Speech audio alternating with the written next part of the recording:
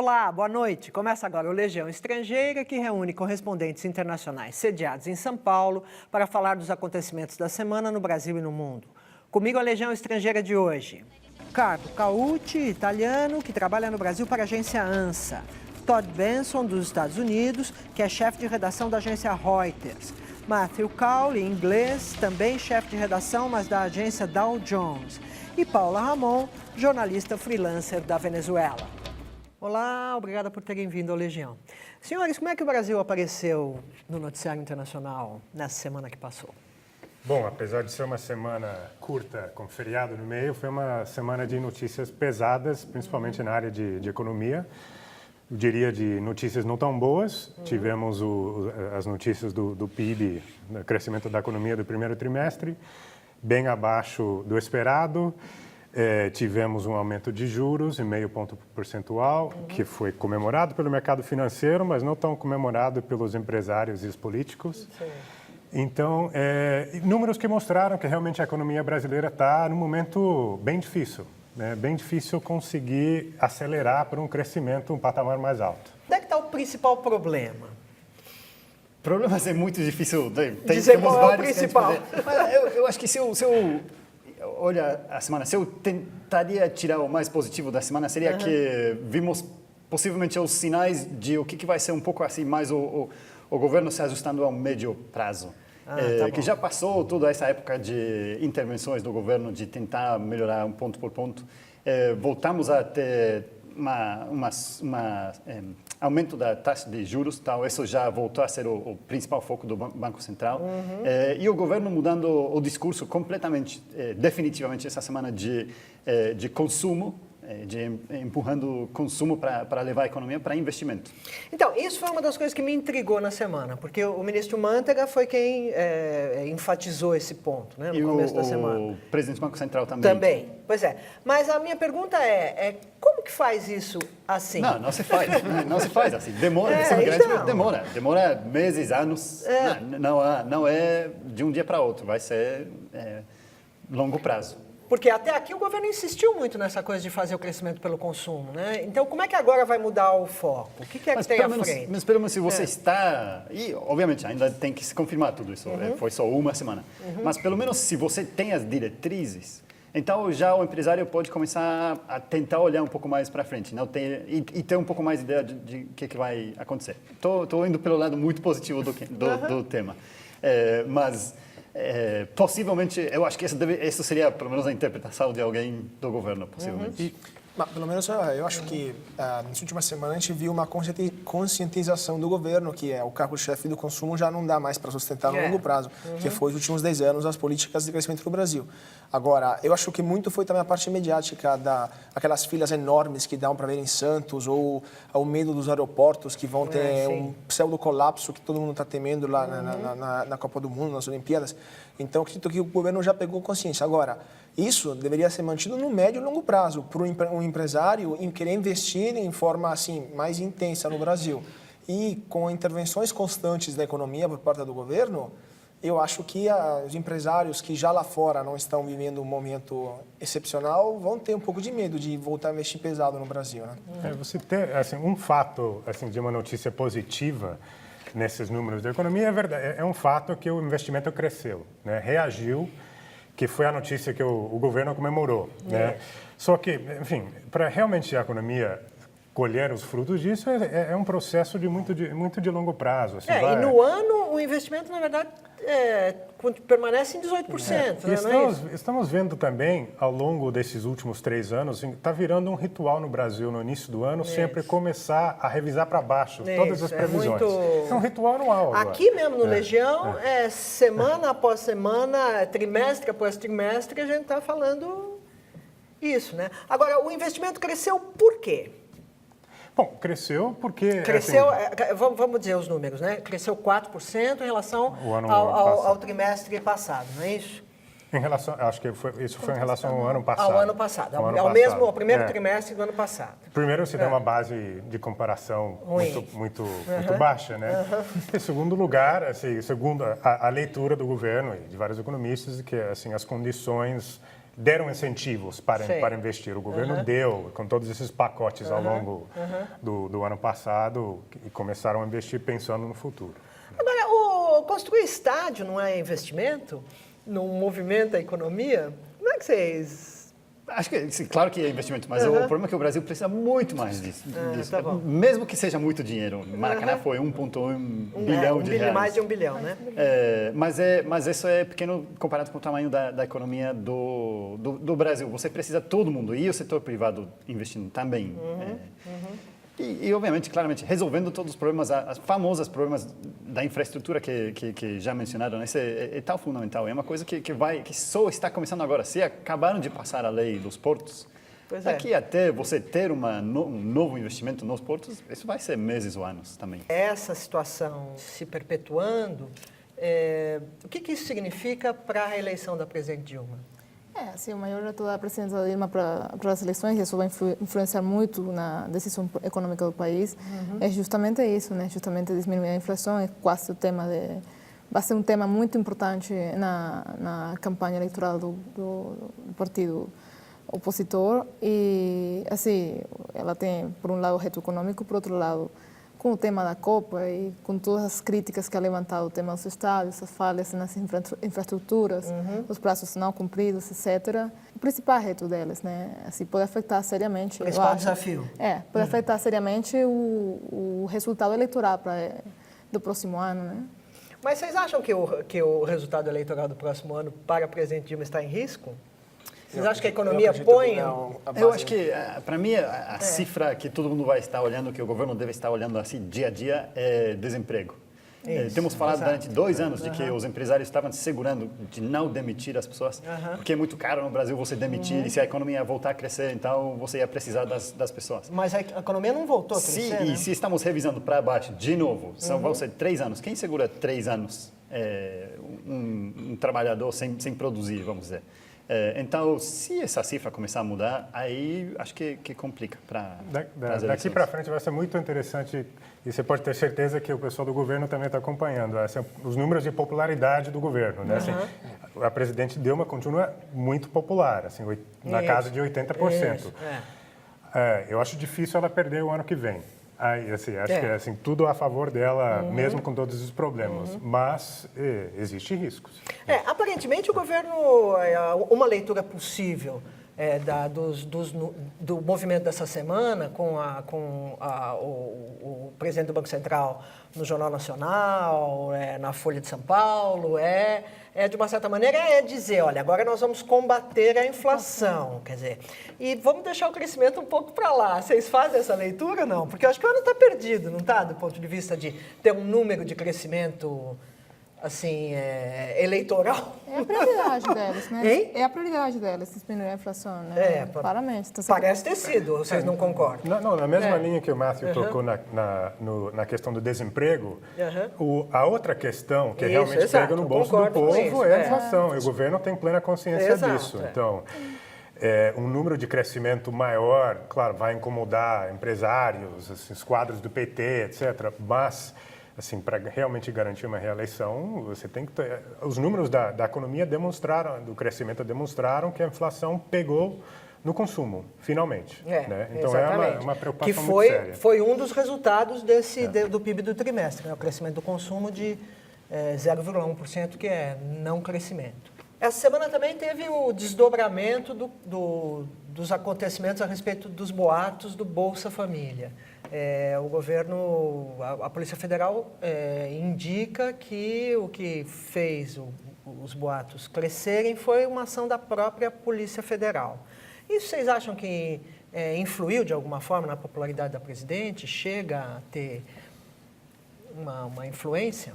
Não, eu não acredito que vai ter uma influência na popularidade da Dilma. Acredito que teve um empate muito forte pode ser na popularidade da Caixa ao mesmo tempo, né? Na credibilidade da Caixa como instituição. Eu achei assim que as imagens daquela multidão indo até saqueando os caixas, eu como estrangeiro vi um exemplo claro de o desespero das pessoas em temendo que esse benefício acabe.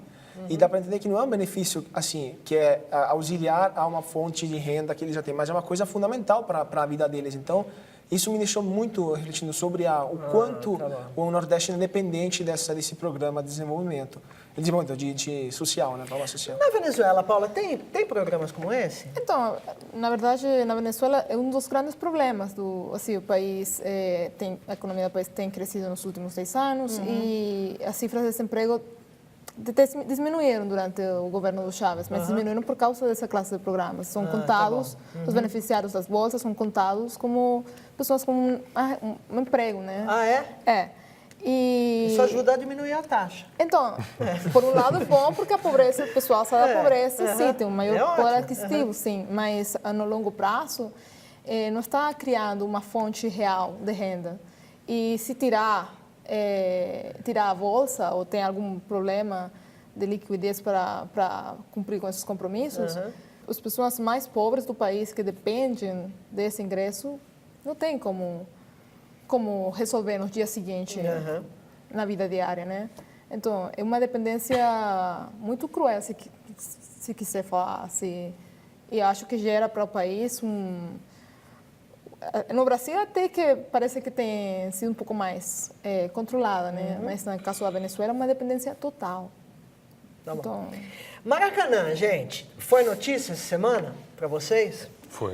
Foi? Foi. Notícia de curta duração. Isso. Como eliminar. Bom, quando a notícia aconteceu da juíza no Rio de Janeiro emitir essa liminar, suspendendo o jogo com a Inglaterra, circulou o mundo rapidamente, principalmente a imprensa britânica, teve uma repercussão muito grande na Inglaterra. Nossos editores em Londres também, em seguida, queriam saber o que estava acontecendo e a nossa primeira reação é a terra das liminares. E é um feriado, com certeza, o timing foi escolhido assim. O governo, com certeza, vai recorrer e vai conseguir derrubar essa liminar. Foi exatamente o que aconteceu. Mas, claro, assim, não foi uma boa notícia para o Brasil. Assim, é uma notícia constrangedora no momento que você já tem um monte de constrangimentos em relação aos estádios. Sei. Quais E um reflexo de que tudo está sendo feito bem a brasileira, né, ao último momento. Se você tivesse tido 2 ou 3 jogos antes desse jogo, teria sido muito mais fácil e você poderia ter tido os liminares e tudo isso, mas seria um momento muito menos importante. Agora já o primeiro jogo internacional, muito importante, e nas vésperas da Copa das Confederações, é constrangedor no mínimo. Eu, pela primeira vez, vi em vários jornais lá fora a frase "imagina na Copa", em português, assim, porque realmente, imagine se isso acontece na Copa. Será que vai dar tempo para fazer uma contra-liminar porque, assim, a FIFA vai declarar guerra ao Brasil, assim, esse ponto, assim, como assim vai acontecer na Copa, né? Então... Até a Economist essa semana destacou também na edição impressa esse assunto dos estádios. Senhores, a gente volta já já.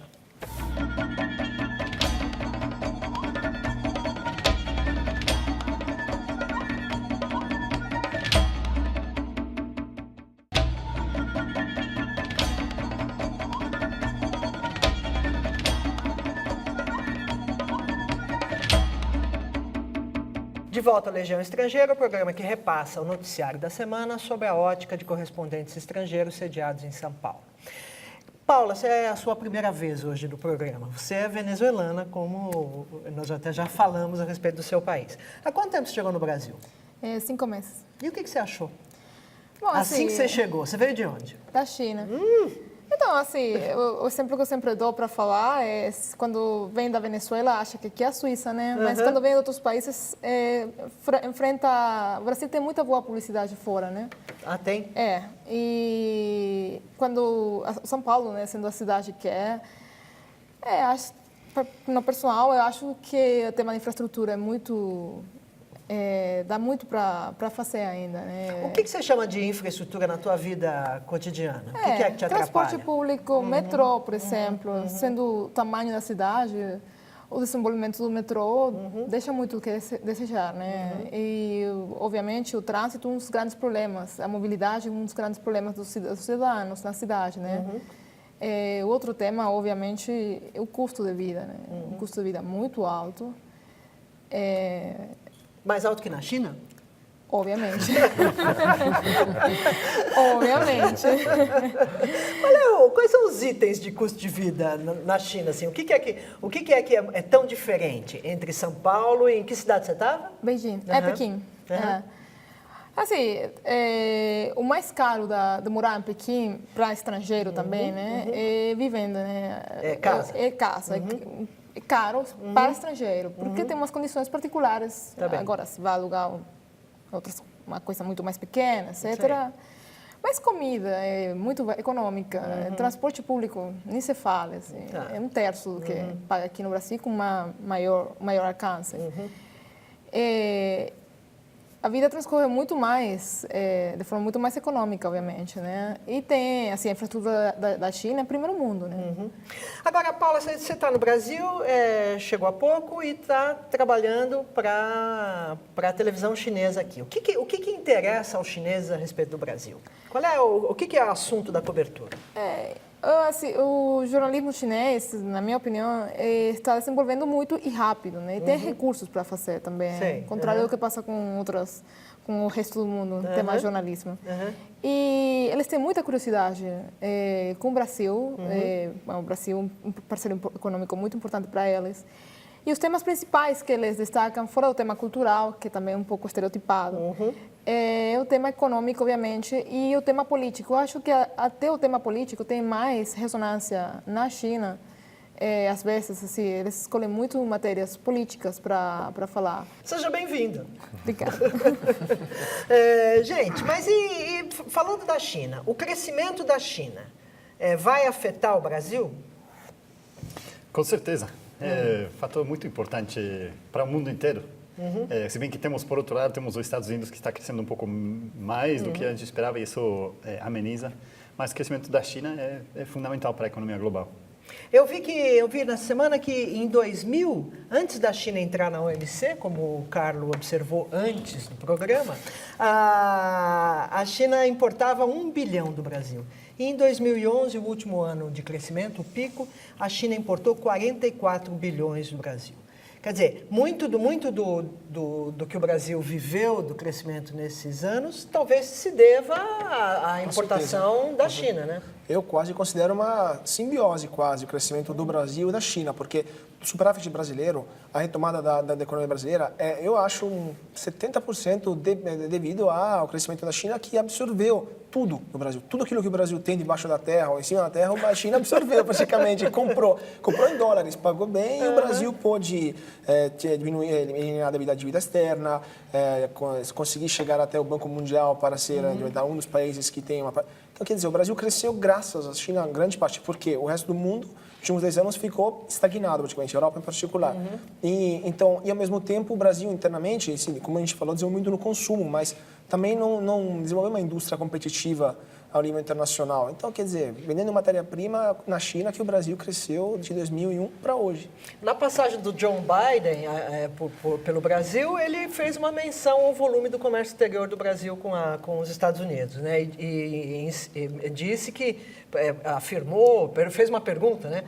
Será que alguém acha que o crescimento, que o comércio exterior entre o Brasil e os Estados Unidos pode ser só de 100 bilhões ao ano? Frente aos números da China, de fato, esses números dos Estados Unidos ficaram pequenos. Ficaram. Não, isso é uma grande preocupação dos Estados Unidos nesse momento, principalmente do empresariado americano que quer aumentar o comércio com o Brasil. E essa passagem do vice-presidente Biden aqui, assim, 2 motivos. Primeiro, ajudando a preparar o terreno para a visita da presidente Dilma para Washington, para a visita de Estado em outubro. Em outubro, com direito a jantar de gala. Direito de jantar, enfim, primeira vez em 2 décadas, etc. Né? E o segundo motivo é começar realmente a ter umas conversas mais sérias e mais aceleradas sobre uma aproximação comercial mais intensa. Houve muitas conversas dos 2 lados, principalmente do setor privado, os americanos incentivando muito, pedindo ajuda do empresariado brasileiro para pressionar, principalmente em vista do que está acontecendo nos países do Pacífico. Peru, México, essa aliança do Pacífico, eles assinaram um acordo comercial que, se eu sou um empresário brasileiro, eu fico olhando para isso preocupado, porque eles vão fazer mais comércio entre eles, na medida que o Brasil está assim, ainda no Mercosul, né, com todos esses problemas que o Mercosul tem. Essa semana, na semana que passou, na segunda-feira, o futuro diretor-geral da Organização Mundial de Comércio esteve no Roda Viva. O Métio estava lá. Métio, você acha que esses acordos tipo Aliança do Pacífico, ampliar, fazer um acordo bilateral, digamos, Brasil, Estados Unidos, isso atrapalha a OMC? O que você acha ali? O que o Roberto Azevedo está pensando a respeito disso? Bom, ele dizia que não, né? Ele dizia que podem ser complementares. O que ele não quer, naturalmente, é que se abandone a questão da OMC, que é a grande preocupação nesse momento.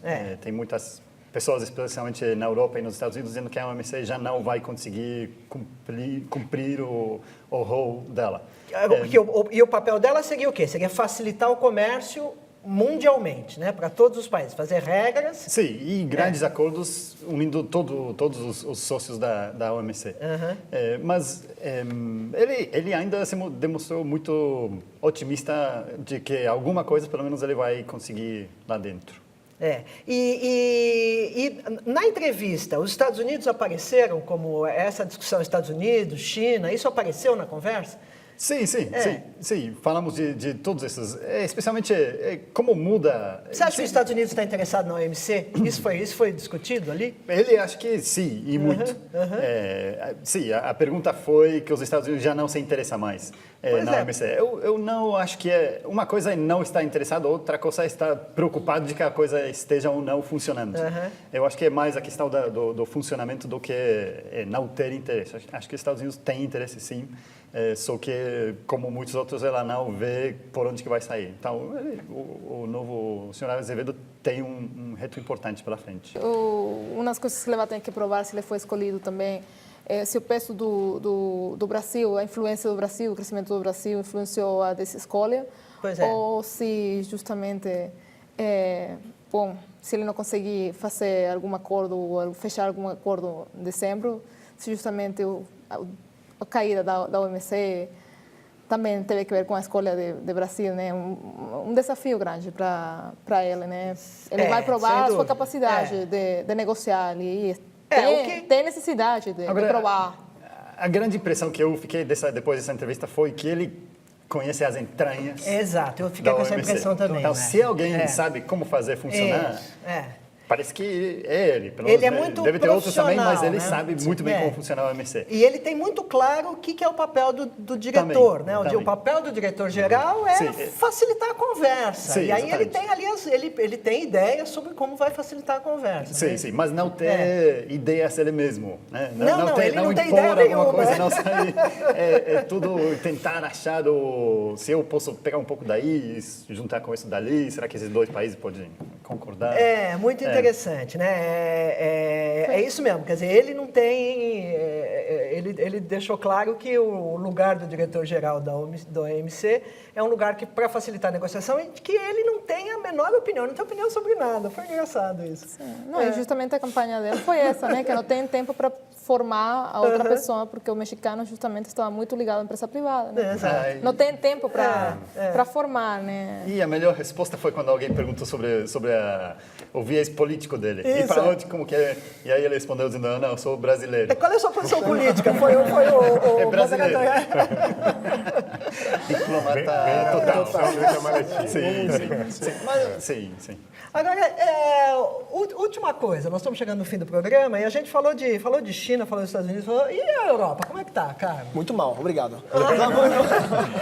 Não, a Europa, saíram os dados na semana do desemprego na área do euro e na União Europeia, e é um massacre, porque especialmente entre os jovens, tem alguns países como o meu país, a Itália, como a Espanha ou a Grécia, que tem taxa de desemprego juvenil superior a 40%.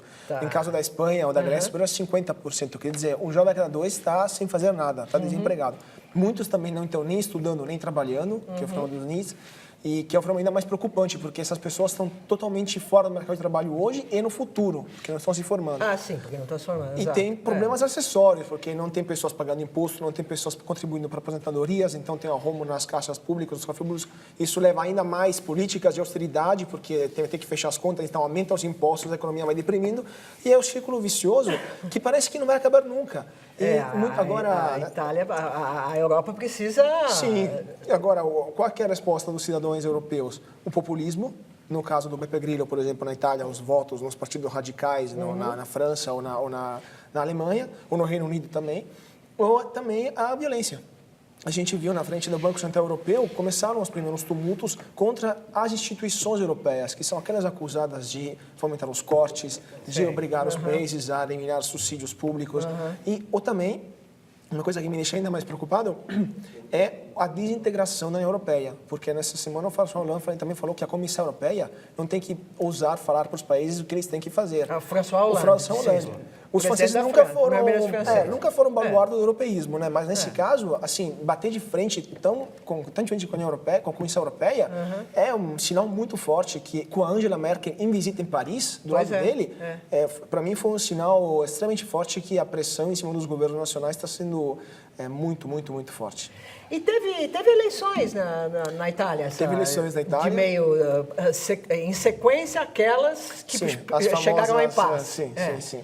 E agora, naquelas o impasse foi devido a Beppe Grillo, quer dizer, as pessoas votaram em protesto por um movimento que era antipolítica, que queria literalmente eliminar todos os políticos, mandar eles embora. Agora, pior ainda, as pessoas não votaram. A taxa de abstinência dos votos foi 50%. Nossa, então, só metade das pessoas foram votar. E que o Beppe Grillo perdeu metade dos votos.